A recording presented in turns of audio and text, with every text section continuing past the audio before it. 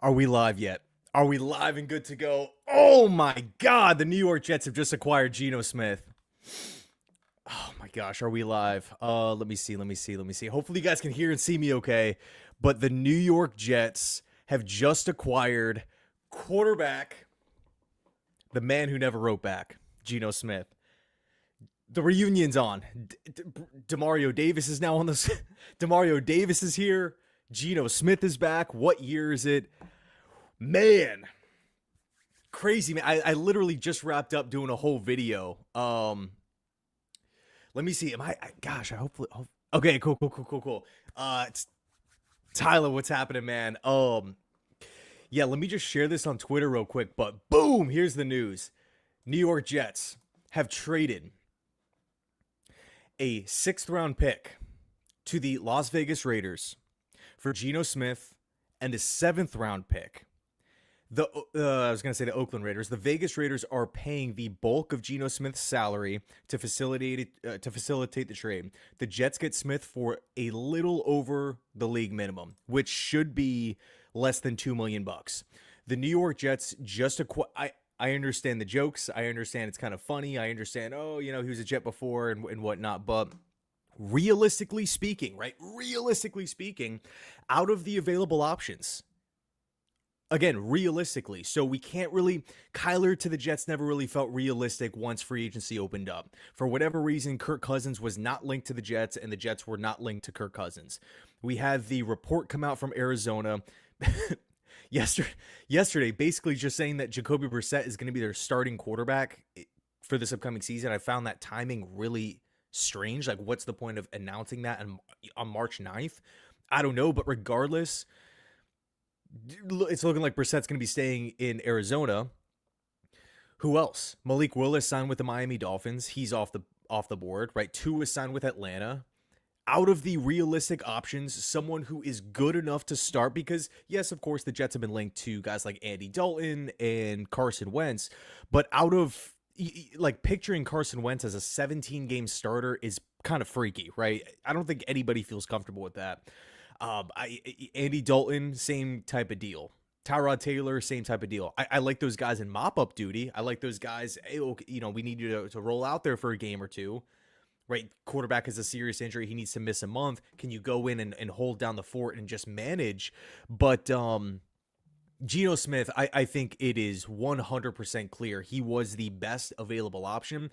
They do they make a late round pick swap to secure it and lock him in, because if Geno Smith, I was thinking about this before because I saw Connor Hughes' report. I was thinking, I'm like, dude, if the New York Jets trade for Geno Smith and they take on that contract, what in the world are they thinking? If you literally have to wait another day, I mean, at that point you would just run the risk of just losing Geno and going with somebody else. I am not taking on that massive deal, but again, according to Tom Pelissero here, the Jets will only literally be paying just over the league minimum, and the Raiders are going to continue to pay the bulk of Geno Smith's salary. Again, I think Geno Smith is better than what we had this past season. I think Geno Smith in a Frank Reich offense actually fits. Here's the thing with Geno, and I have another article that I want to pull up just to provide some context with his time with the Raiders. Rice, what's happening, man? What's happening?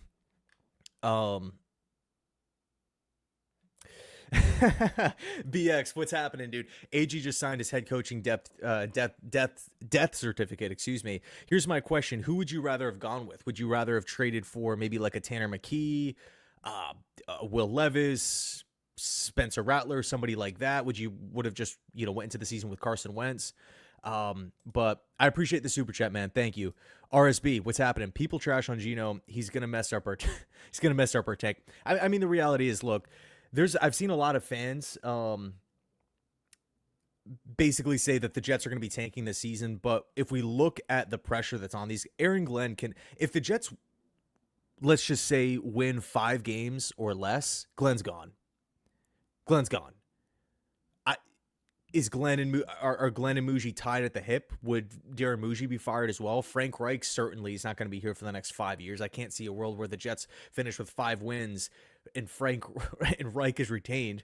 Everybody's jobs are on the line, so therefore the Jets aren't tanking. We need to see massive improvements.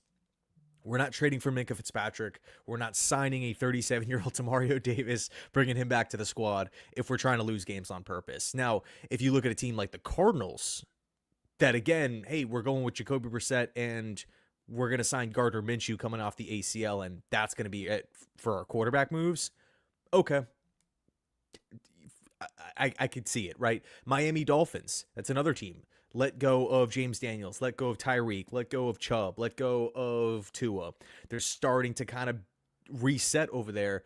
Could the Miami Dolphins not win all that many games, 3-4? I could see that, right? But the Jets, who knows how the season's going to play out? But I personally, and again, I know it's funny. I know it's probably a meme at this point, right? Geno Smith returning to the Jets. But I truly believe if we put aside maybe preconceived notions or, how we feel about players personally, I think just objectively speaking, Geno Smith gives you the best chance to win out of all of the available quarterback options, again, outside of Kyler Murray, because I think Kyler Murray is probably in a better tier than Geno Smith. But again, if he's not considering the Jets, then there's no point talking about it, right? There's no point in trying to beat a dead horse saying, oh, should have signed this guy, when they weren't even considering the Jets. So there's really no point with it. But the Jets have found their quarterback here in Geno Smith, at least for a season. And again, league minimum, I'm going to assume it's under $2 million here. The league minimum is 1.3, but of course Pelissero points out that it's a little over. You're getting a quality bridge quarterback. Look, if Geno Smith's not a low-end starter, he's probably the best backup quarterback in the league. And if the Jets are really gunning for one of these quarterbacks in 2027, be it a Dante Moore, be it a Lenore Sellers, be it an Arch Manning, take your pick on whoever. I mean, there's tons of guys, right, that could pop off. CJ Carr, Notre Dame, Sam Levitt, LSU. I think he's going to have a monster season. If that's the plan and they aren't in love with any of these draftable quarterbacks this season, Ty Simpson, Nussmeier, then you just bridge the gap. You don't just bite the bullet and say, we need a quarterback. Kind of like this guy, we'll take him and hope it works out. Yeah, if you want to do that in round 7, be my guest. Round 6, cool. But not in round 1, not in round 2. We don't have a 3rd round pick. So again, if you're trying to bridge the gap, and that's everybody's on board with bridging the gap, internally speaking, then you at least have to roll out a functional option at the quarterback position. Now, when it comes to Geno Smith, I personally believe that if you give him structure, if you give him an offense where he can play within the confines, right? A strong structure, giving him clear reads, operating off of play action, doing a lot of the same stuff that he worked with back in Seattle, right? When Shane Waldron was there. I think Geno is fine. I think he could be an average game manager. And for me personally, I'm just hoping that this Jets offense can look normal. I'm not really sitting here pounding on the table saying we need to be top 10. Yeah, that'd be cool. But it's, just realistically speaking, okay, we have some holes. We got to figure out left guard and whatnot. New quarterback, new OC, new system, new QB coach, everything like that. Can we just look normal? Can we look like a functional unit, please? I remember watching the Jets when I was a little kid and Chad Pennington was the quarterback. It was normal. They're not a laughing stock. They're not getting shredded on TV, shredded on radio, not being laughed at weekly. I mean, how many recap videos have we done throughout the years where it's just like Zach Wilson train wreck, Justin Fields train wreck, Aaron Rodgers would have these horrible games. Not to mention all the other just kind of random moments, the Luke Falks of the world. Darnold had some terrible games. Gosh, man, Trevor Siemian had some rough starts. Tim Boyle days. I mean, nobody really wants to remember the Tim Boyle days, but God, can we just look like a normal offense, please? I think if you give Geno Smith a solid offensive structure, a normal, regular NFL offensive coordinator, and you give him protection, he can function. He can hit the check down. He can go through reads. I like Geno's ability to stand in the pocket, but here's my issue with Geno. Decision-making. Turnovers, right? Decision-making leads to turnovers. If you can get Geno basically firing, or kind of like you're thinking about bowling, right? You put the bumpers on the lanes so the ball doesn't go into the gutter. If you can get Geno just in one streamline and he's firing the football, he's decisive, he's throwing from clean pockets, he can function. He can function. He can hit the check down. Again, good enough arm. He's mobile enough to extend plays. Yeah, he's what, 34, 35 years old, something like that. But he does have a lot of tread on the tires because he hasn't been a starting quarterback for, the bulk of his career. He's had all those years on the bench, so you don't feel like he's lost a step. I mean, you watch Carson Wentz play, like you can tell that he's had some injuries. I mean, it takes him so long to get to the back foot. Tua, same thing. He doesn't look nearly as quick. But Geno Smith, he looks like the same athletic level that he did, back when he was starting for the Seattle Seahawks.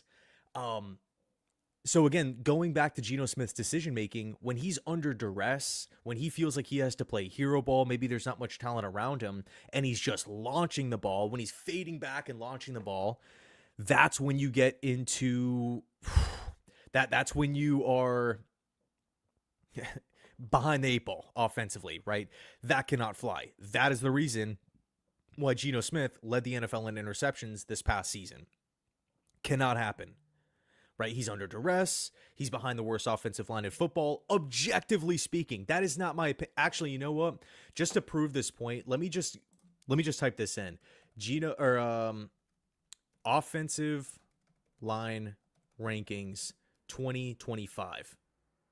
Let's just see what pops up. Let me share my screen and see what pops up here. Let me remove this.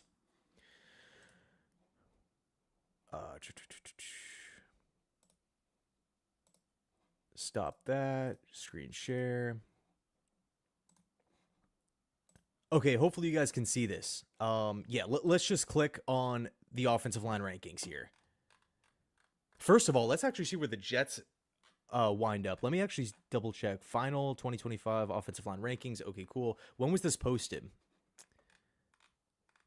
Not January 27th, January 7th, 2026, 7:30 a.m. So this is right after the season, okay? Broncos rated number 1, Colts number 2. And by the way, it's PFF. I understand that not everybody's a big PFF guy. Totally understandable.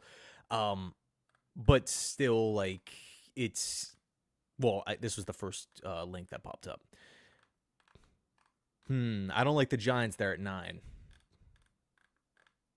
Patriots at 11? What? Maybe this isn't really the the best list. But let's just see where 20, 21, 20.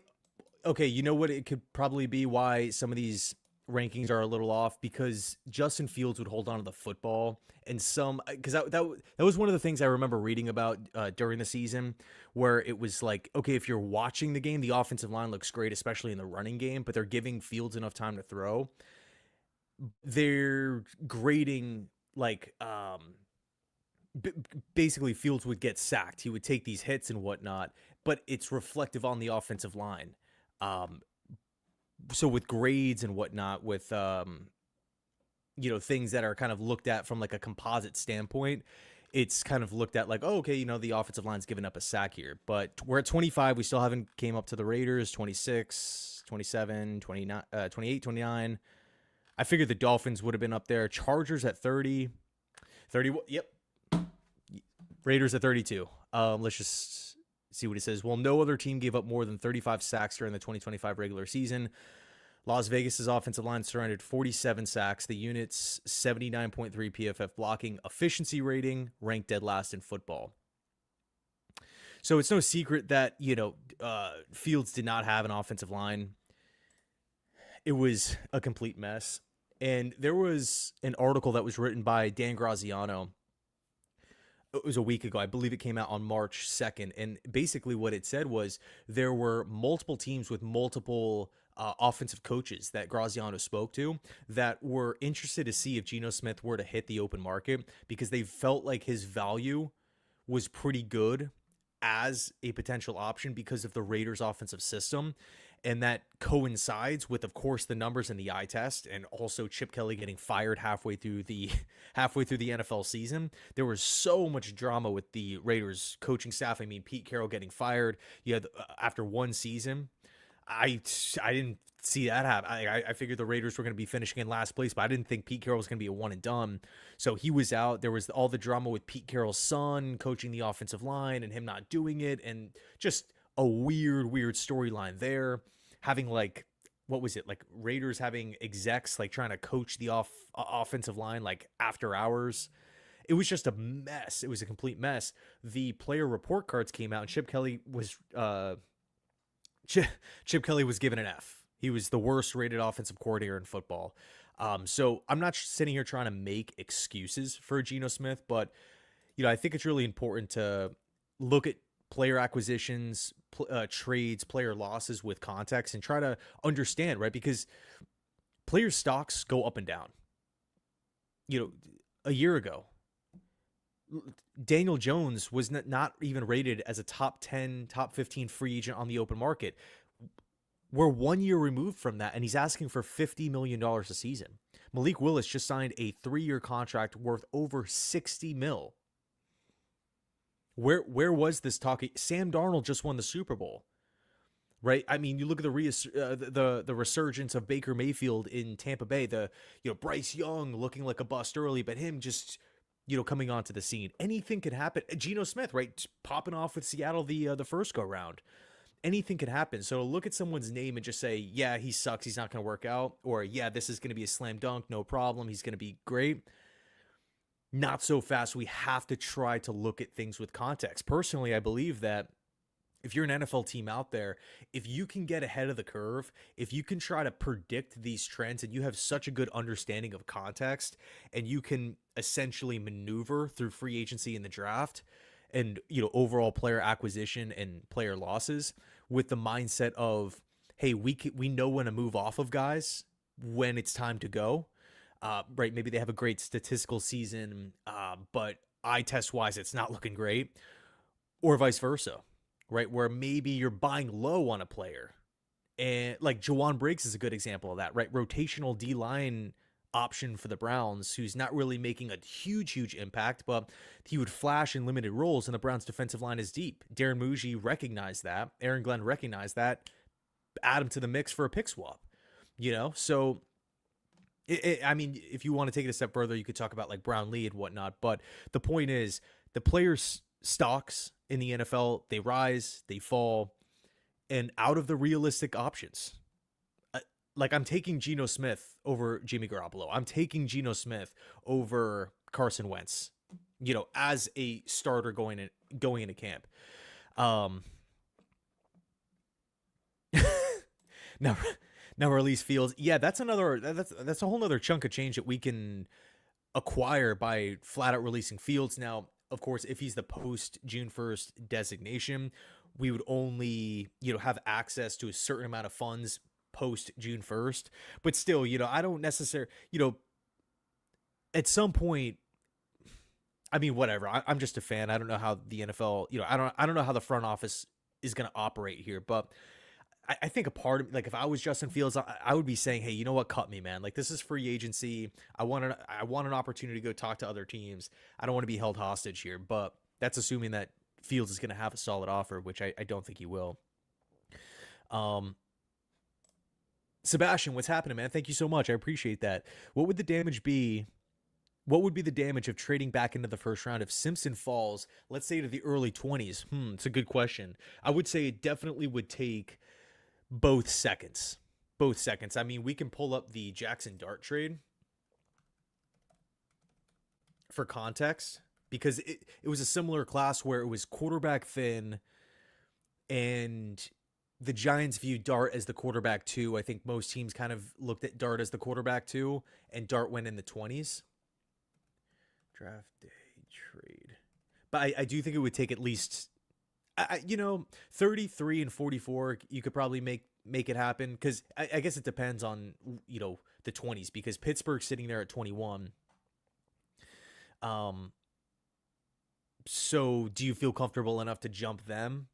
I mean, what team are you really jumping into the 20s? Why would you do that? Because you do have 33. The only reason why you should trade up is because you fear that he's going to be taken with a team that's already, slotted in front of you, or you have a team maybe like the Arizona Cardinals that's willing to come up. But yeah, I don't know why these websites make it so difficult to find the trade compensation on draft day. But regardless, the Giants didn't give up this crazy package. Personally, man, I don't know. I don't think you go out and you acquire Geno Smith if Ty Simpson was in your crosshairs. Maybe I'm dead wrong. Maybe they love Ty Simpson and the plan is for Geno to mentor Simpson and for him and for Geno to play all year. I think it's still in the cards. I don't want to rule it out. I mean, who knows? Maybe the Jets just pluck him at 16, but I don't know. It just kind of feels like the Jets would have just picked up an Andy Dalton or, Carson Wentz or somebody like that, and then they would have made their move for Ty Simpson. So I'm not sure. I'm not sure how it's going to play out. But I do like Ty Simpson, man, for what it's worth. But I appreciate the super chat, dude. Thanks a ton. Sean, what's going on, man? Geno Smith back home. I think with the O-line and Garrett Wilson, he can excel. Yeah, man, Breece Hall is back. Adonai Mitchell. I mean, there's by the way, dude, I haven't even looked at any of these. Has there been any more signings? Oh, shoot. Romeo Doubs. New England Page. Oh my God. New England gave Dobbs $68 million over 4 years with $12 million more in incentives. What? I mean, I know they save money from Stephon Diggs, but what was the number? 68 mil? $68 million for Romeo Doubs. That is insane, man. That is crazy. But yeah, Geno Smith behind this. Let's quickly go down the list, right? Who has which team? Raiders, 2025 Raiders, 2026 Jets. Which team has the better offensive coordinator? I would say Frank Reich. Which offensive coordinator has more experience and more success in the NFL? I would say it's Frank Reich. Frank Reich also has the background in playing the quarterback position, of course. And he had, I would say, overall, a more decorated resume when it comes to developing quarterbacks compared to a Chip Kelly. By the way, hopefully I'm not lagging here. Let me close out of a couple of these tabs. Which team has the better offensive line? Jets. Easy. Got to figure out left guard. I'm not sleeping on that position. I don't want it doesn't feel like it would be like classic Jets to have finally a season where the offensive line looks good and you feel like, hey, all it takes is bring John Simpson back or bring in one of these veteran guards and plug it, and they don't do it, and now we're searching or we're having issues on Sundays about the offensive line. Like that, it's completely avoidable. Go grab a Wyatt Teller. Go grab a Joel Bitonio. Go grab a Kevin Zeitler on a cheap 1-year deal. Chris Paul from the Commanders, right? Falele from the Baltimore Ravens. 6'8", 350 plus pounds. You can go grab him at guard. If they want to maybe take a chance on one of these younger guys, like a Tevin, someone who maybe isn't considered like a for sure starter, like a Tevin Jenkins. I think Evan Neal would be a little questionable to rely on, but I mean, there's options out there. There's options out there for sure. Who is the better supporting cast, the Raiders or the Jets? I think Breece Hall and Ashton Jeanty are, it's too. We're splitting hairs. If you prefer Jeanty, cool. If you prefer Breece, that's cool. I think there's solid arguments that it's too close of a call based off of what we've seen so far. I think Garrett Wilson is by far the best wide receiver on both teams. The Raiders have, of course, Brock Bowers, but I like Thornton a lot, but young guy. We'll see what happens. I think he could emerge this season with Clint Kubiak running the show. Trey Tucker, solid. Doesn't really get you too excited. Jack Besh, I guess he still has potential. But with the Jets' ability to continue to make moves in free agency, right? What happens if Jawan Jennings is still a free agent? I would take Jawan Jennings in a heartbeat. He was one of my top wide receivers that I would have targeted him to begin with, like on day one. I'm talking like we're a week in a free agency, right? We're only through one day. We have the Brian Thomas rumors. I mean, I think there's a chance that we can go out and land a stud at 16 at wide receiver. What happens if Jordan Tyson falls because of the medicals, right? Teams are a little freaked out there. What happens if Mekhi Lemon's there, right? I know there's a lot of fans in the NFL with Omar Cooper. His stock is rising. There's a lot of fans on the outside that really love Denzel Boston. What about my guy Casey Concepcion, Chris Brazel from Tennessee, Jeremy Bernard from Alabama? Like, there are some options here. Some better than others, for sure. But if we want a wide receiver in the top 44, we can go out and make it happen. We can do that. If we want maybe like a lower tier option to kind of raise the floor of the room, we have Calvin Austin out in the free agency market. I don't think he would be a bad pickup either. So from an offensive line standpoint, from a coaching standpoint, from a supporting cast standpoint, again, not projecting into the future with the Raiders, because the Raiders can make more moves, right? Linderbaum looks great, but that's not who Geno played with. We have to go back to 2025 and look at who he had.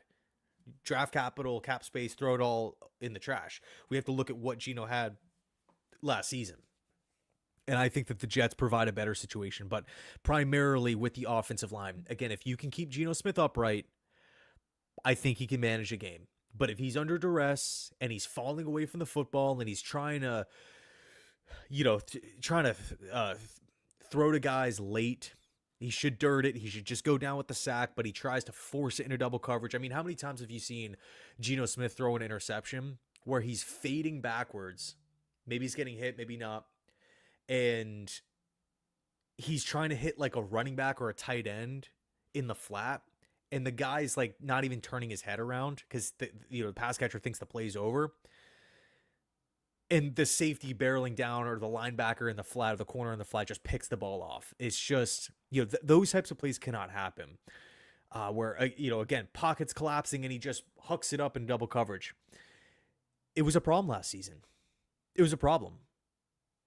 But I think the hope is, can we refine Geno? Can we kind of pull him back? I want him to have the reins of the offense, right? I want him to have control and, have the flexibility to make protection changes and whatnot, get into favorable looks. I think Frank Reich, frankly, needs that. But there was a report that suggested that Frank Reich's offense is going to be more so what we saw in Carolina, which there was a focus on kind of that quick passing attack. There was a focus on getting the football out of the quarterback's hands quicker within plays. More half-step to three-step drops compared to what we saw in Indianapolis. That was an offense, too, that I felt like it did a pretty good job of spraying the football really at all in every phase of the short passing game, right? Quick little turnarounds to the tight ends, quick outs to the wide receivers, bubble screens, slants, things like that. Just simplifying things for Bryce Young. And in the end, Bryce Young wasn't ready to play. And it took him, 2.5-ish years to really kind of put it all together. But I think, in that Carolina Panthers style of offense, if we're really giving Geno Smith open, clear reads and clear targets, I'm not sitting here saying Geno Smith can be a top 10 quarterback. I don't want to go that far. But again, can he just look normal? Can he be the 19th ranked quarterback? Can he be the 20th ranked quarterback? Is that too much to ask for? Maybe it is. But I know I know some of these guys aren't. Gardner Minshew, I know some of these available options are not, they don't have that potential. And one thing that I always see too with Carson Wentz, from beat reporters and whatnot, is you go back and you look at Wentz's season with Reich, with Indianapolis, the 27 touchdowns to 8 interceptions, won a handful of games, but it all fell apart in the end. It was pretty good. We have to go back so far. We have to go, when was that? The virus year, 2020? We have to go back a ways. With Geno and his height, right, his peak, the quote, one of the best quotes in NFL history, during that era, that wasn't all that long ago. That was recent. So, has Geno Smith fallen off completely since then? I'm going to say no. Again, is he the most exciting option? Is he Josh? I want to be coming on here talking about we acquired Patrick Mahomes or Josh Allen. It's just not realistic. It's just not the world that we're living in. Again, if the goal is top quarterback in 2027, I'm not saying lose games on purpose, but there's going to be a ton of quarterbacks in that class.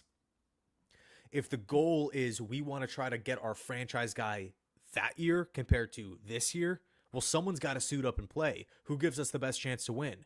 Apparently, it's Geno Smith. Um, T. Rivera, what's happening? Or Tri Vera.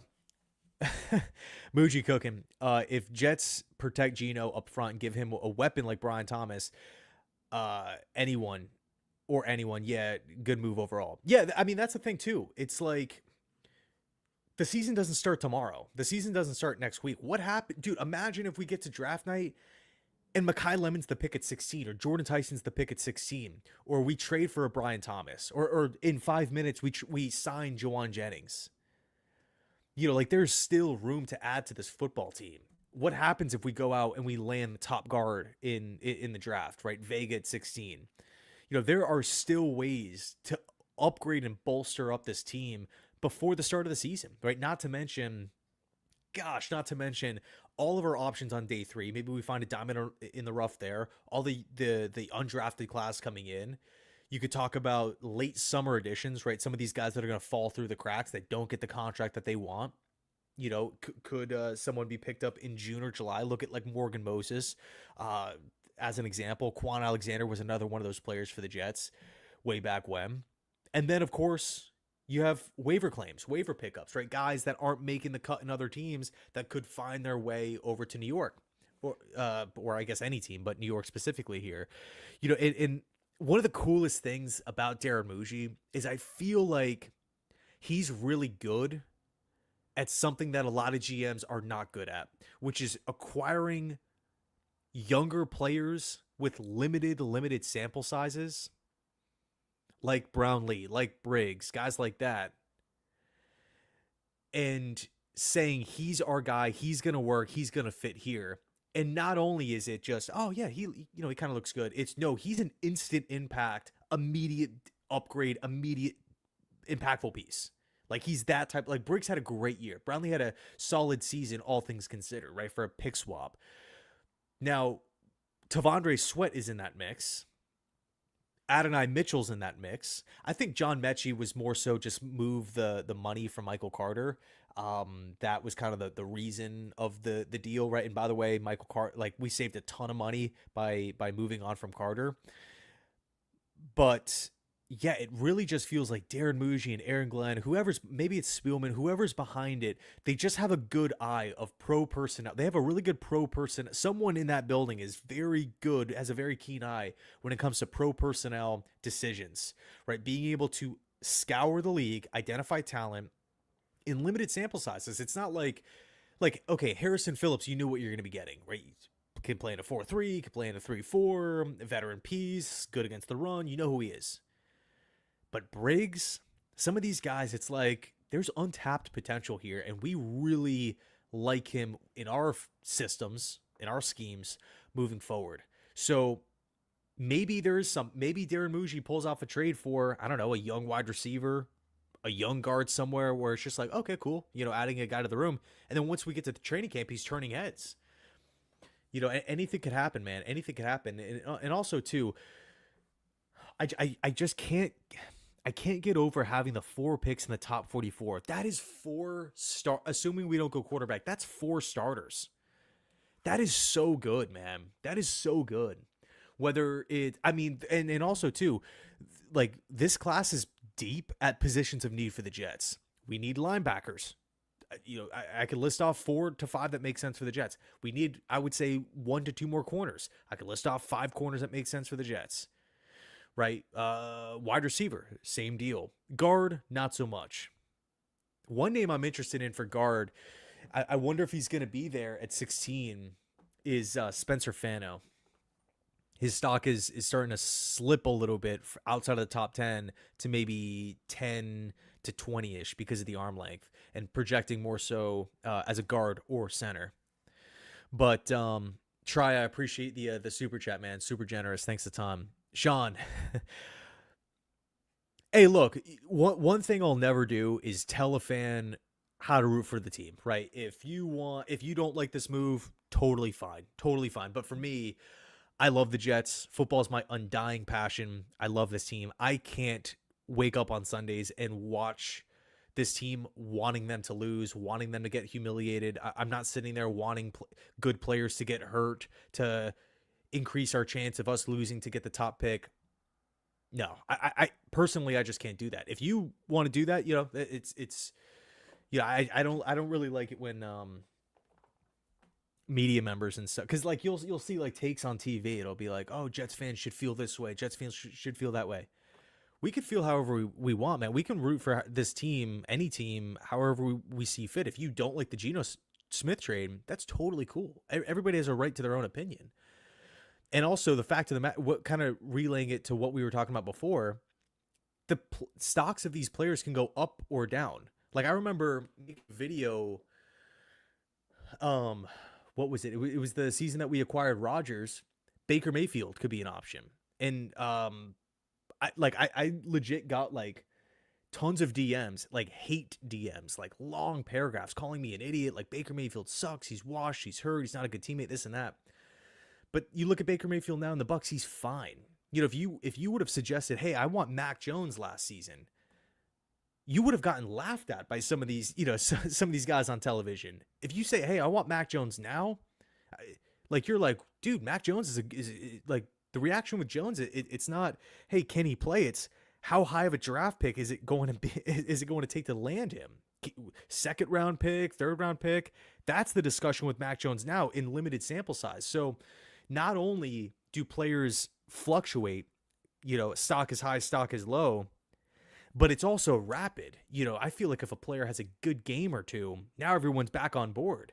So again, maybe Geno works out. Awesome. Maybe he doesn't. Okay, we're not on the hook for any money. We didn't give up a first, second, third, fourth round pick for him. It's $1 million and a late round pick swap. And I think right now on paper, he probably gives us the best chance to win out of the realistic options, of course. But yeah, I mean, if you're not about the Geno Smith trade, that's totally fine. It's totally fine. I mean, this Jets team has given fans a lot of reasons to be skeptical, right? To maybe look at some of their moves and saying, hey, like, what's really the plan here? I mean, we haven't had a 500 season in how many years? Since I've been doing videos for, a lot of seasons now. Sorry, I have like cat hair or something, or an eyelash in my eye. We've been doing videos on the channel for a long time. We haven't even been a 500 team since the creation of Jets Central, right? What team is in that position? Like we got to get right. We got to get back on the right track. But yeah, if you don't like the Geno Smith trade, that's totally fine. But personally, I like it. Now, if we were taking on Geno Smith's contract, I would not like it at all. But the fact is, we're only paying him, just over $1 million, just over the veteran minimum. I would take that. It's a low risk, high reward move. And who knows? Maybe Geno Smith has a Fitzmagic type of season. Is it really that like unfathomable to think about? SR, what's going on, dude? Thanks so much. Now with Geno, will a trade for Brian Thomas Jr. happen? It depends with the compensation. I read a report this morning now that the Browns are linked to Brian Thomas, and I think there was one other team that was so Jets, Giants, Browns. There was one other team that was linked, and then outside of those four, I think there are 6 others that are behind the scenes. I would imagine one of those teams is probably Washington. They've been linked to every wide receiver free agent option, right? And maybe New England too, but after giving Romeo Doubs just under $70 million, I don't know if they are in with the Brian Thomas trade rumors, but regardless, if you have 8 to 10 suitors, chances are there could be a small bidding war when it finals down to, or when it files down to like the last 3 to 4 options. And yes, the Jets do have extra picks, 2 1s, 2 2s, no 3, 2 4ths. I'm a little hesitant with giving, like, say, picks. I'm not giving 16 up for Brian Thomas. I can tell you that right now. I'm not giving up a first round pick for Brian Thomas. 33, I don't think I'm going to do that either. 44 is interesting, but I think the only way I would deal 44 for Brian Thomas is if we're getting another pick attached to Thomas coming back. And I know that might sound a little unrealistic, but the question that I keep coming back to, and we posted a video earlier on it, addressing kind of the Brian Thomas rumors and whatnot. Liam Cohen's a very smart coach. He's one of the top offensive coaches in football. He walked in to the Jaguars, snapped his fingers, and they're back in the playoffs. Like, that team was rolling. They felt the need to give up a mid-round pick for Jacoby Myers and to pay him $20 million per season. They drafted Travis Hunter. You had the emergence of Parker Washington at wide receiver. You're looking at Brian Thomas, his skill set from a physical profile, his speed, his size, what he did from a production standpoint in year one. It makes you ask the question, why is Jacksonville open to this? Like, common sense would tell you, keep him, keep Thomas around. He has a lot of potential. So for a team that is being ran by former Rams, Gladstone and Liam Cohen came both in from LA. It makes me wonder, okay, these Rams guys, they have a very good track record across the league, not only just with the Rams, but when they leave the Rams. Is there something happening behind the scenes there? Is there a reason why Brian Thomas had 39 less catches? He went from 87 catches to 48, 10 touchdowns to 2, 10 drops, 1,282 receiving yards down to 707, yards after catch down, ADOT down, right? Average depth of target down, 52.7 catch percentage. That's factoring in like passing attempts thrown his way. Almost everywhere you look from a statistical standpoint, he's trending in the wrong direction. But with that said, he's physically gifted. He produced at a very, very, very high level back at LSU and in year one with the Jaguars. He can do it. He can play. I don't know what the issue is. I don't know what's happening in the locker room, or, is there some sort of feud? Does Cohen not like him? But it's hard to imagine that Liam Cohen's looking at his skill set saying, yeah, I'm fine moving on. I'm fine involving you with trade talks, and we're going to entertain it with 8 to 10 different teams. And also, and another thing that I find interesting, there were Brian Thomas trade rumors at the deadline. So Liam Cohen walks in, he's having this great season with Jacksonville, and Brian Thomas, who's having a down year, is on the trade block. Why did it fall apart so quickly? Because, like, for context, like, imagine if Membu kind of struggles next season to start. Are we putting Membu on the trade block? Are we listening to calls? You're going to be like, okay, there's something more here than he's just taking a small step back. It's like, no, the team probably doesn't view him as a long-term building block if they're willing to, listen to offers. So Brian Thomas would be a legitimate upgrade on this Jets team. I think he would help out tremendously. He's on a rookie contract with 3 years left, including the 5th-year option. That is sweet. That will definitely give Geno Smith another weapon here. It will take pressure off of Garrett Wilson. I think both of those guys, I think Thomas I think he'd be a solid counterpart to Garrett. But I just wonder if we're starting to talk about pick 33 and pick 16, to me at least, there's more red flags than just what meets the eye, in my personal opinion. So I would be pumped if we get Brian Thomas, and I would expect the New York Jets to do their due diligence and to actually find out the reason on why Jacksonville is so open to move him, matched with all these stats that are going in the wrong direction. But I appreciate the super chat, man. Thanks a ton. Aiden, what's happening? I'm just gonna mute myself real quick to blow my nose. I have horrible allergies.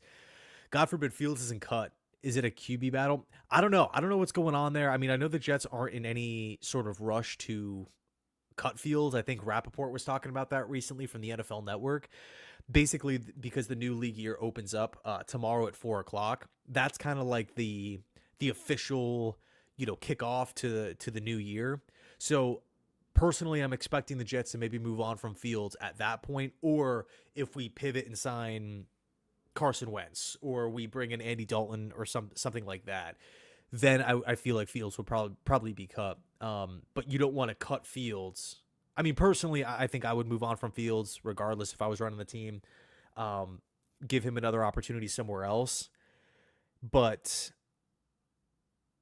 if you're a team in the Jets and you're looking at the roster right now, it's Geno Smith and Bailey Zappi, and you just want that extra body in there, that extra QB2 for security, then you feel comfortable moving off of Geno. I think that's also realistic. But I appreciate the super chat, man. Thank you. I'm gonna mute myself.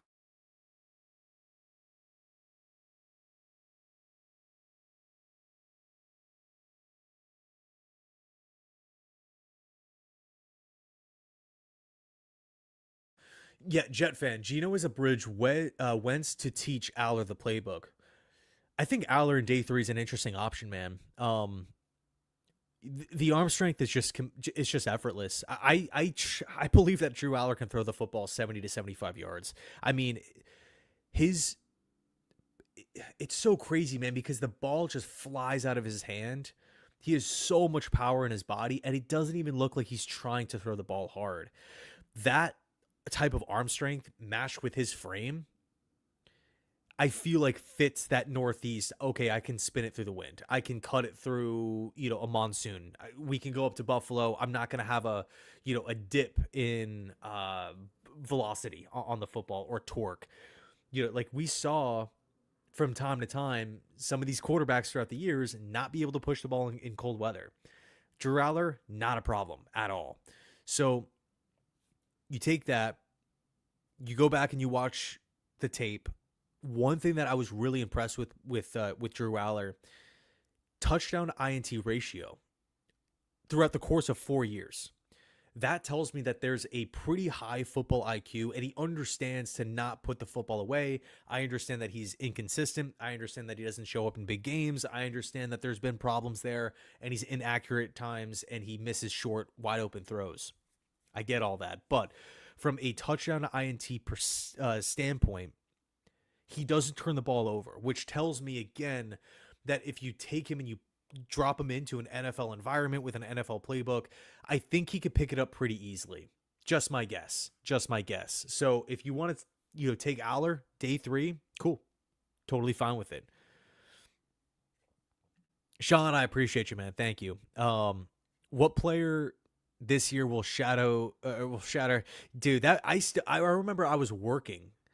I was at my job, and my boss, who knew I was a Jet fan, came up to me in the middle of the shift and was like, he's like, dude, Geno Smith's out for the year with a broken jaw. I'm like, that's a, strange injury for football. I'm like, what happened? And he's like, he got punched. And I'm thinking, I'm like, okay, this is like practice. We're not in the middle, he didn't get punched on game day. Who punched him? And he kind of filled me in that was still one of the craziest stories, like to this day. Kevin, dude, thank you so much, man. I hope you're doing well. Trade a 4th or a 5th for Tanner McKee to fight for starting quarterback, and I'm okay with the move. Yeah, I think at the end of the day, Geno Smith he's a playable option, right? I don't think that Geno Smith, man, at this point is someone who's going to drop back and just stare into the abyss and get sacked. I think, again, if you can get Geno protection, if you can get him structure and open up clear reads in front of him, and him always having an outlet, right? A swing pass, a check down, however the Jets want to draw it up, right? Whether it's tight ends creeping out, running backs in the flat, a wide receiver that can that's kind of the opposite field screen type of plays. You see that a lot in college football.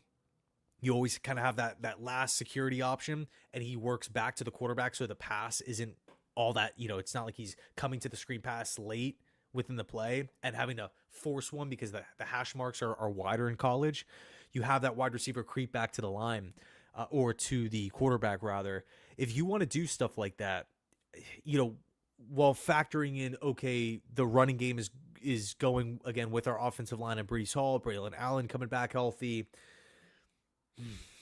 I think Geno Smith can function, man. I really do. And something that's really cool, it kind of feels like it's like a movie, or like it's like a storybook, right? Like Geno Smith coming back to the Jets.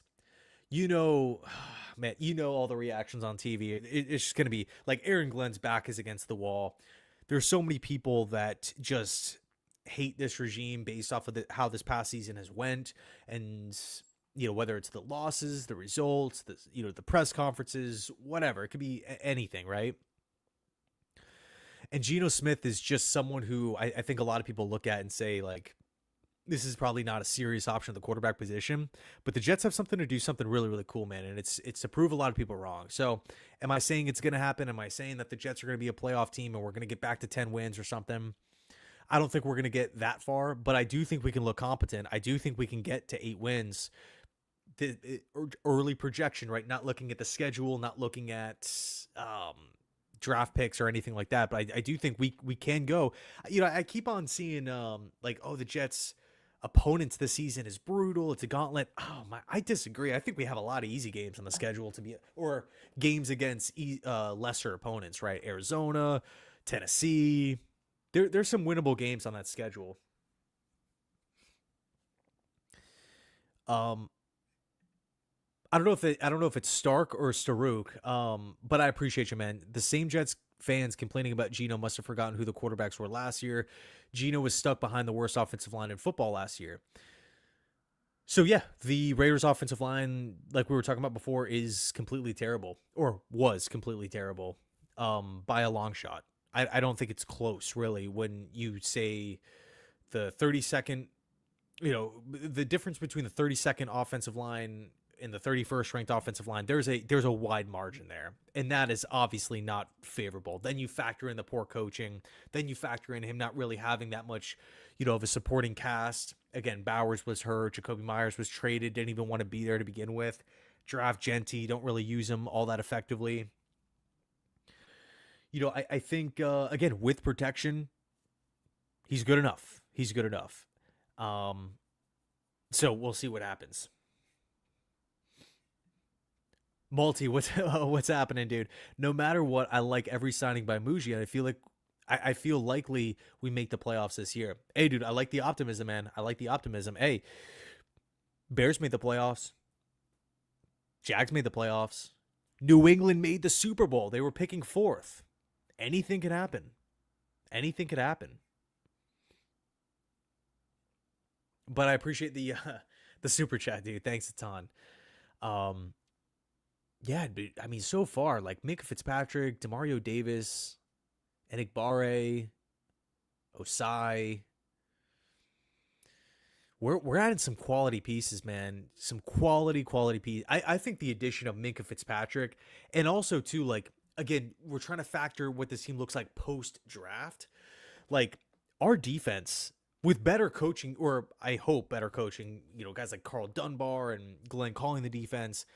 I mean, DeMario is an upgrade. Minkah Fitzpatrick. I think those two guys alone are going to help out so much with this football team. Just absolute professionals. Two quarterbacks of the defense. Two guys that can communicate and put guys in position to have success, right? If they don't like a look, they can make an adjustment on the fly. Last season, we didn't really have that. There were actually communication issues with Jamie and Sherwood and Steve Wilkes. So I think Demario Davis is going to take over at middle linebacker. They're going to move Sherwood back to the weak side, take some of the pressure off of his plate, maybe take some of that thinking off of Sherwood's plate as well, and give that responsibility to Demario. Of course, you're going to have Minkah in the back end of the defense as free safety, but if you want to play him in the nickel, if you want to play him close to the line of scrimmage, he can do that. He played a bigger role in that, or he played in kind of that style more so this past season. I don't think that's a direct link to him doing that this year, but Minkah's always been a versatile guy. He's played free safety. He's played strong safety. He's played slot corner. He's played outside corner. That was one of his biggest strengths back at Alabama, right? Just DB. Like Minkah Fitzpatrick's the ultimate DB. Good tackler in open space. Good against the run. You can use him on blitzes. Minkah Fitzpatrick's going to be all over the freaking field. 3 years, $40 million, and we only have to give up a 7th round pick. Love it. Love it. Love it. Love it. Minkah Fitzpatrick's been one of my favorite players for a long time. And also, he holds himself to a high standard.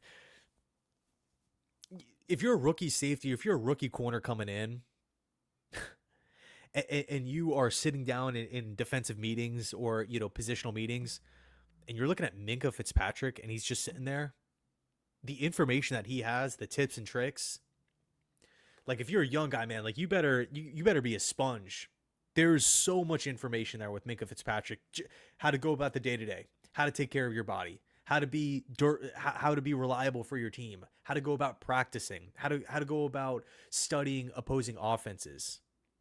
Right? There's a reason why you have so many former teammates of Minka Fitzpatrick literally on Twitter talking about how good of a leader, how much they loved playing with him.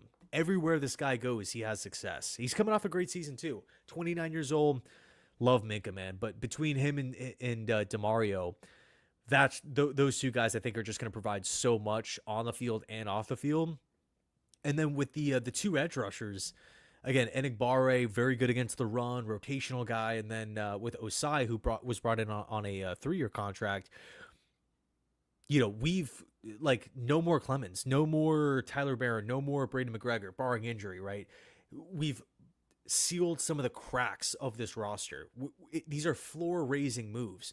When a good starter has to come out, if Arvell Reese has to come out of the game, if David Bailey has to come out of the game, if Will McDonald has to come out of the game, you're not replacing that player with a practice squad player. No disrespect to practice squad players. I love practice squad players. I love UDFAs. Those are my favorite players in the league. But from a week-to-week basis, if a undrafted free agent is getting 40 to 45% of the snaps at that same position, there's a talent discrepancy. Especially, it's kind of like a force multiplier, but in a negative sense, when you start going by position by position by position by position. That's happening at corner, that's happening at edge, that's happening at D tackle, that's happening at linebacker. It's happening everywhere. Safety. When that's happening all over the place, you have to seal these cracks. And Enigbare does that. Osai does that. They give you quality edge rusher, rotational edge rushers. And this, of course, assumes that we go edge rusher too. Joe, thank you. Thanks a ton, man.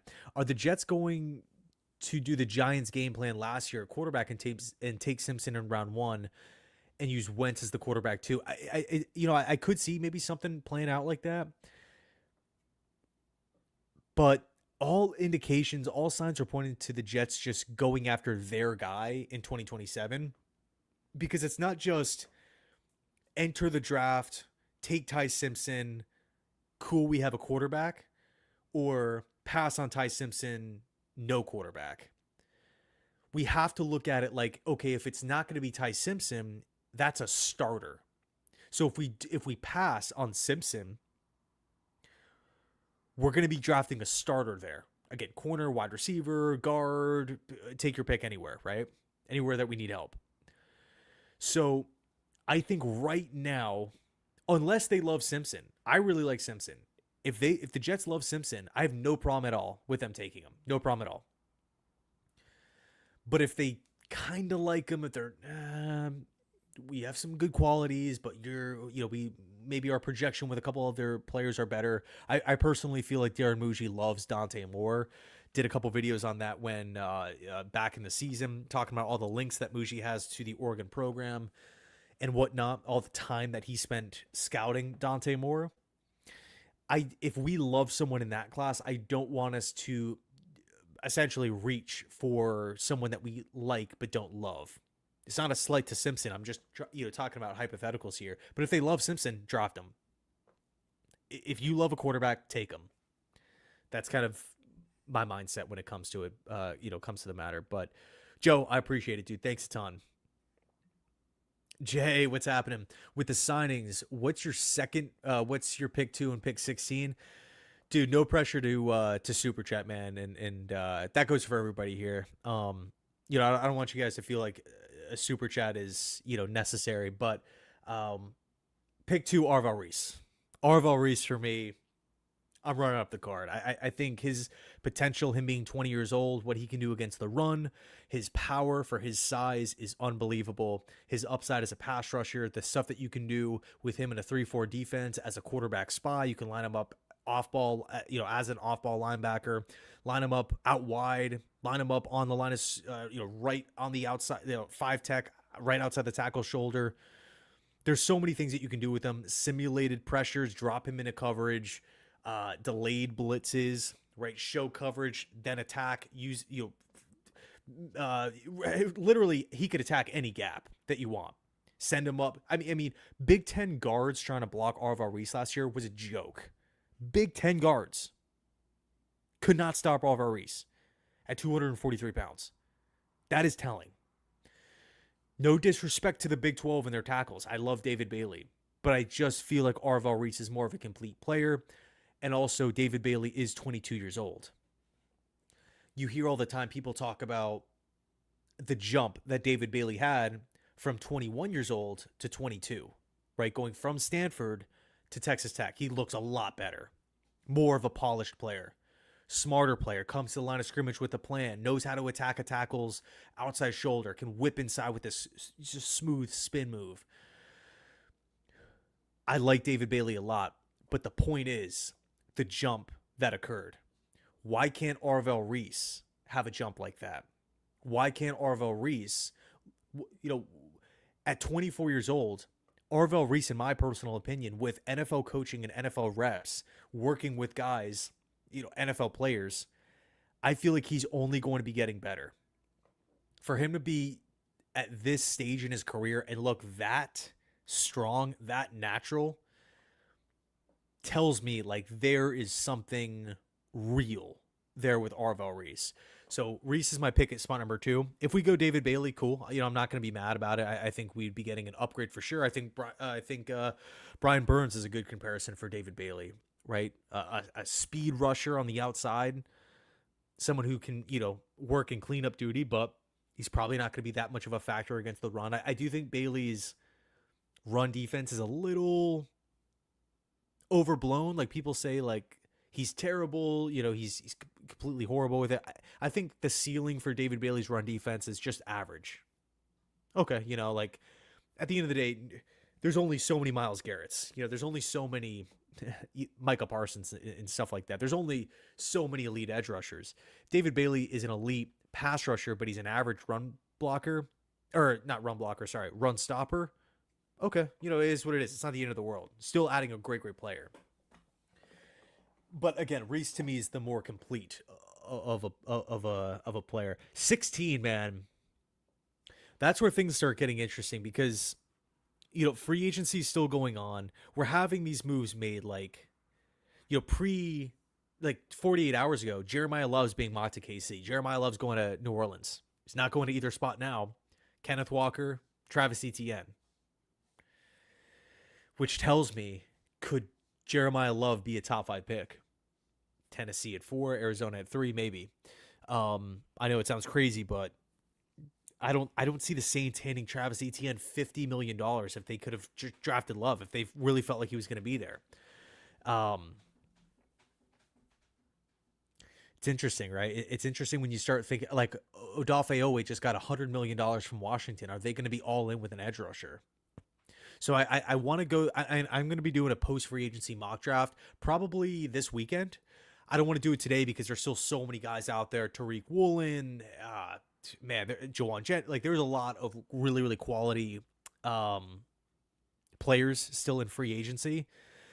Still a lot of holes that need to be, a lot of vacancies that need to be filled. But at 16 right now, I'm looking at wide receiver. I'm tempted by Jermon McCoy. I have a take surrounding Jermon McCoy. I haven't talked about it all that much because I know people are going to hate it. But it's just my honest opinion.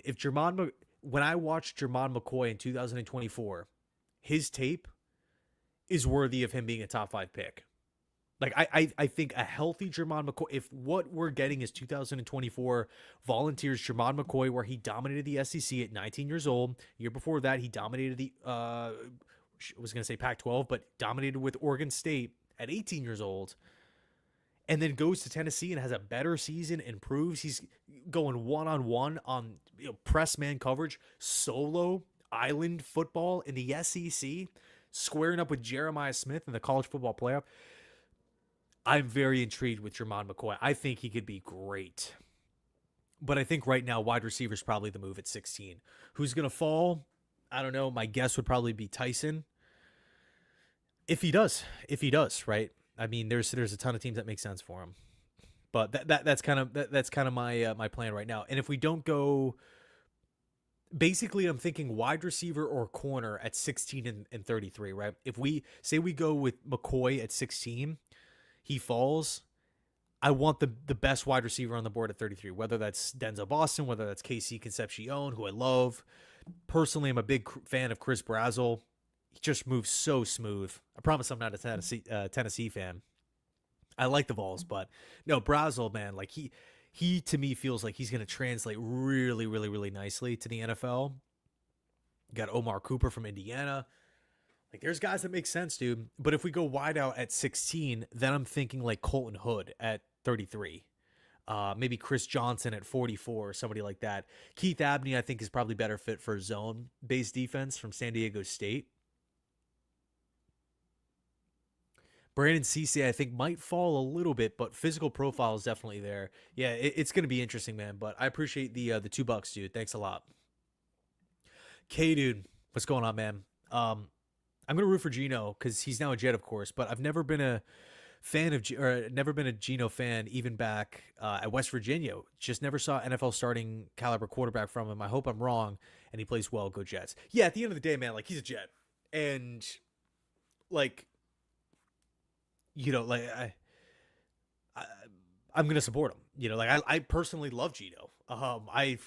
He's always kind of been one of my favorite players. It was funny. I actually went back right before the stream started. I went back. I tried to find one of my first videos I ever posted on the channel was um Geno Smith's fit in the Chan Gailey offense, and me wanting to see him out there in 2016 when Fitzpatrick was struggling. And I'm like, man, like, I really think Geno could thrive in this style of system. But YouTube would only let me scroll back so far for some reason. I don't know why, but couldn't find it. But anyway, Geno, again, from afar, I've always liked him. I've always thought that, man, like, physical tools, he has it. And I was so pumped for him back in Seattle. Then he had, a lot of interceptions that last season with Seattle with Clint Kubiak. Then this past season with the Raiders, it all kind of fell apart. I mean, if he can just look like a normal quarterback, man, 25 passing touchdowns, 7 picks, 35 plus, 3,500 plus passing yards. I mean, we're going to be in a lot of games. We are going to really, really compete. So yeah, of course I'm pulling for Geno Smith, man. And I'm glad you are too.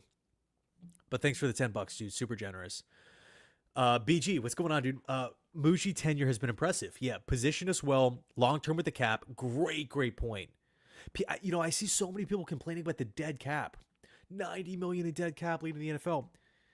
It's over. Next offseason, it's over. That's one of the beauties about our cap situation. Finally, all these void years are done with all these different Joe Douglas guys, and the Rodgers stuff will be done. Now, we do have to figure out the whole Justin Fields thing, because if he's a post-June 1st cut, we're going to have to pay Justin Fields in 2027. But again, the cap is projected to go up. Point is, you have so much money being erased. Like, yeah, we're spending money this offseason. Again, Osai. I guess we can't even really count Geno because it's $2 million. Same with Devondre Sweat. But Brees is getting 14. Minka, re-upped on the extension. DeMario, his contract is kind of interesting, right? He's getting a lot in 2027.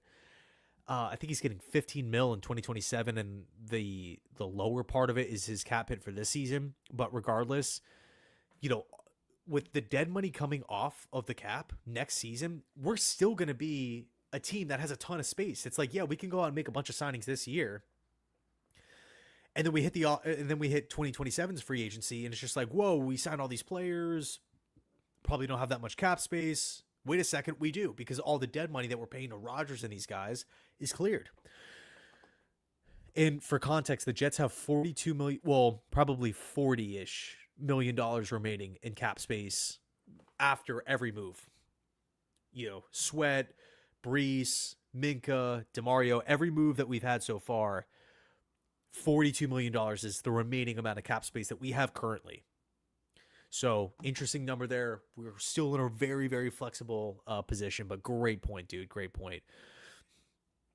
Alex, dude, thanks a ton, man. The Jets should go bring Mekhi Becton in to fill the guard spot. Another Jets reunion. See, I think I'm out on Becton. You know, if we sign him, of course I'm going to support him. But to me, it's just I want a sure thing. I would rather take a average to below average guard than swing for the fences on maybe high upside, but he's inconsistent and we don't know if he's going to be healthy. Becton to me was not really all that impressive when he was out there. And there's just the injury concern. And also, too, who was it? It was Rich Samini, Connor. One of the Jets beat reporters was talking about, it could have been Rosenblatt. He suggested that Becton he wouldn't even want to come back to the Jets. So I like the idea, but Wyatt Teller, Tevin Jenkins, potentially, uh, Kevin Zeitler, Joel Bitonio, more so right guard, but it is what it is. One name that's interesting is Jenkins, who was just released from the Packers. I was on Dylan Terraman's YouTube channel, and he was talking. He was hyping Jenkins up as a possible fit, but he's been inconsistent with the injuries. So I guess it would be a name to watch. But I appreciate the super chat, dude. Thanks, Eric.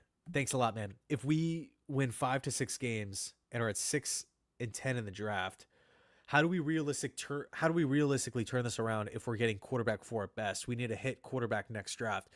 Well, a couple things. So we could probably 8 to 10 quarterbacks, I would say, have first round potential next year. That number sounds big, but we're probably gonna have a couple guys that don't work out, so we could probably trim that down to around 5 or 6. But I mean, like, again, Sam Levitt, Dante Moore, Lenore Sellers, Darian Mensah, CJ Carr, Hoover for Indiana, right? That was Josh Hoover with Indiana, longtime TCU Horned Frog. I think he's going to go to Indiana and have a fantastic, fantastic season. That system fits his skill set great. I would not be surprised in the slightest to see him pop off this upcoming season and be in consideration for the Heisman.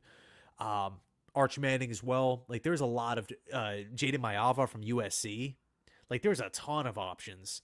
Not saying that, again, all these guys are going to work out, and we're probably going to have one guy that just emerges next season, just pops up out of nowhere. Kind of like Ty Simpson this past season, although he was a former 5-star guy, but you guys know what I mean. Wasn't on any sort of big board heading into the season. So, I don't know. Let's just say we finish at pick 7. I think we could get a quarterback there. And worst case scenario, like the teams that are we're really projecting here. So this is all a guess, but I think the teams right now that probably are going to be finishing up at the top of the draft are the Cardinals, the Dolphins, Raiders, Titans. How many teams really need a quarterback, like a franchise long-term guy? Because the Raiders are going to go out and get one. Tennessee has Cam Ward. Like, you're going down this list and you're like, okay, maybe Bryce Young struggles and Carolina wants to reset, or Tyler Shuck doesn't look like he's the guy. Like, there's a lot of projecting here. I guess maybe Cleveland would be in that mix. I think that whether the Jets pick at 2, pick at 4, pick at 8, we're going to be within range.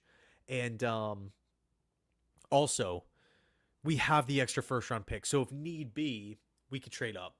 And if you're a team like the Titans, or if the Giants aren't all that good next season like they were this past year, and you want to shoot up with a team that already has a quarterback in place, you can make that happen. So thinking about next April is, to me, I don't want to be losing sleep over that, right? And who knows, maybe some of these guys, like maybe Arch Manning and Dante Moore, completely regress and go backwards. So it's too tough, too early to kind of predict. But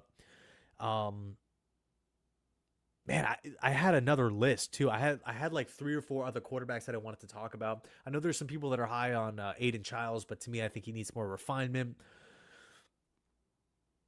Is Bryce Underwood a sophomore or a junior coming up this season? Hmm. Uh, Redflow, what's up? What's happening, dude? Is there breaking news? Did keep an eye on Byron Brown, WDE. What do you mean WDE? Weak side defensive end? Because I see my phone is going off with a ton of 36 notifications here. What is going on?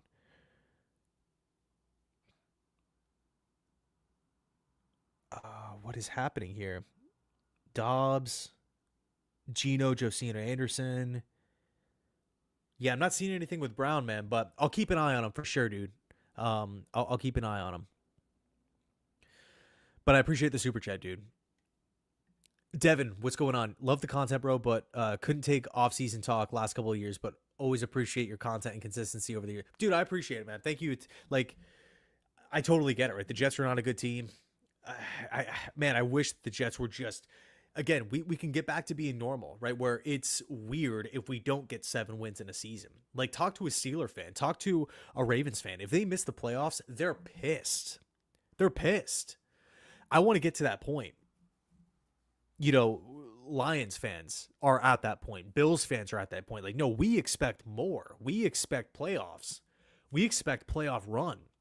This whole 5-6 win thing has got to end at some point. It will, because it's just the NFL. Teams do end up turning it around. As much, as bleak as it seems in the present, there's no team in NFL history that has been horrible since the time of its, generate from the beginning, right? There's ebbs and flows. I mean, look at the Bengals in the 90s. Look at the Lions. Look at the Bills. Look at the Browns. It'll turn around eventually, man. It'll turn around. But I appreciate you, dude. I appreciate the kind words. But I think that's gonna do it for me. I'm gonna be back later tonight streaming with Tyson and sophomore Bryce. Okay, cool. Yeah, he has a ton of potential. Don't forget Lenora Sellers. Yeah, so he's going back. Funny story with Sellers. He's going back to South Carolina, and they made an OC change. They brought in my guy Kendall Briles. Kendall Briles is someone who I've met before numerous times in the past, and back when he was with Florida State, and I learned a lot from Kendall Briles. I'll say that, and he knows his stuff. He really knows his stuff. And South Carolina went and spent money to bring Briles in. I fully expect Lenora Sellers to dominate next season. Maybe not Heisman, but dominate next season. Billy, what's going on, dude? Hope you're doing well. Oh, yeah, Dylan Raiola. But I think he's going to sit behind Dante Moore and then take over, kind of pulling doing the same thing that Dante Moore did, right? Going, sitting for a season, then taking over. But he has a ton of upside as well. Oh, here we go. Lynx, or is that Jinx? Lynx. CJ Carr, Arch Manning, Darian Mensah, Austin Simmons, right? Missouri. CJ Bailey from NC State, dude. He has a ton of potential. Absolutely massive. Julian Sayin. I'm not as high on Sayin as I am with some of these other guys.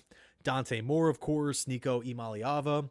Very interesting. And about a half dozen more quarterbacks will flood the 2027 class. Yeah, and just because that class is projected to be saturated with quarterbacks doesn't mean, oh, screw all these guys in 2026.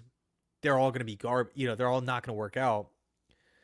But it's just like, hey, if we're going to be spending the capital and we're really trying to find that long-term solution, and we love someone in the future, or we feel like we could love someone in the future, because if there's 9 options and you walk away from the draft saying you don't love any of them, then the class is probably not that good. You know what I mean? So I'm fine taking a day 3 dart throw, if you will, this year. I think there are some intriguing options. But Drew Allar's kind of the guy that just I think a lot of people keep coming back to because he feels like a prototypical Frank Reich quarterback.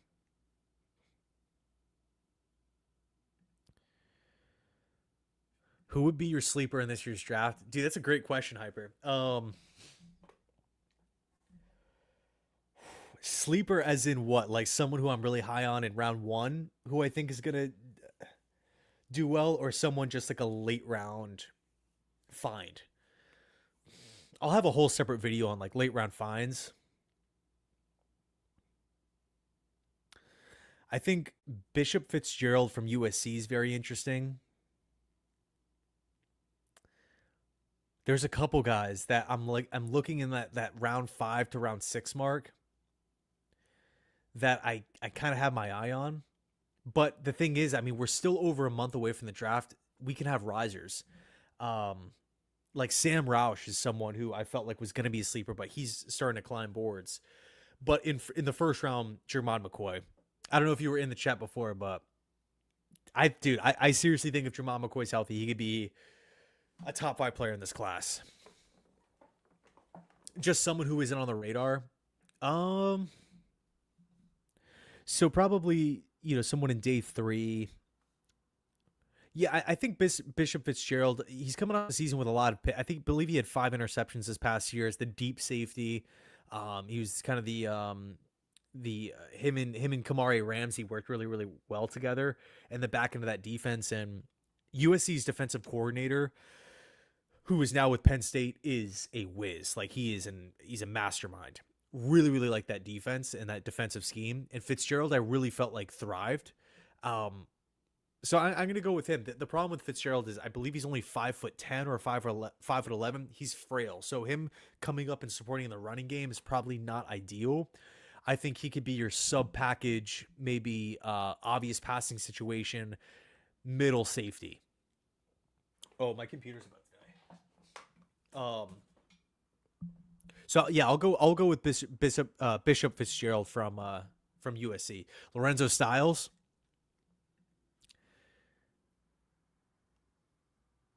Breaking news.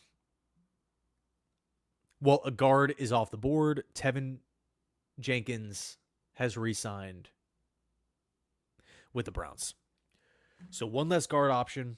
But yeah, we'll see how it plays out. Again, Mike Jordan for the Bucks is maybe a rotational guy. Wyatt Teller, Bitonio, Zeitler, Chris Paul, Falele from the Ravens. Dylan Raiola. Yeah. 2028 probably would be my guess. Unless Dante Moore gets hurt or something like that. But I don't even think Raiola is going to be 100% healthy. But anyway, I'll be back later tonight. We're going to be streaming with Tyson at 7. So I'll catch you guys then. I appreciate you guys tuning in. I mean, it's middle of the day on a Tuesday. People are at school. People are at work. I appreciate you guys, man. Thanks so much for showing out and hanging out. So Geno Smith's our guy. G7. The man who never wrote back. Let's go, man. As always, go Jets.